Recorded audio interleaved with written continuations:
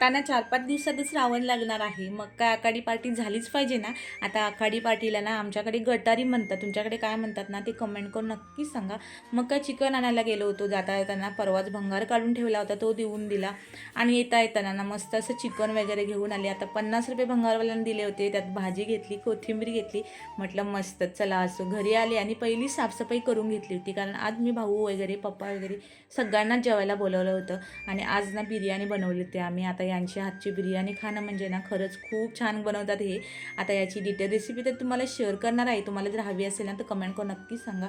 आणि मग सगळे बोलून आम्ही जेवण केलं होतं आणि खूप मस्त बिर्याणी झाली होती. आणि दुपारीच मस्त आराम केला आणि संध्याकाळच्या टायमाला आम्ही गेलो होतो मॉलमध्ये. आता तिथेच ना DIY आहे. तिथे ना घ्यायची वस्तू एकच होती, पण ती वस्तू काय आम्हाला भेटत नव्हती. आम्ही भलतंच काहीतरी बघत होतो आणि खरं सांगू सगळंच घ्यावं असं वाटत होतं. आणि रियांशने मात्र ना अशी सगळीच पर्डी भरून ठेवली होती. असो घरी आलो आणि इव्हनिंगला मस्त आईकडे पार्टी होती. आता ना आम्ही तर घरगुतीच पार्टी करत होतो. आता हॉटेलमध्ये जाऊन पैसे खर्च करून पार्टी करण्यापेक्षा ना सगळ्यांबरोबर फॅमिलीसोबत जेवण्याची मजा आहे ती वेगळीच आहे ना.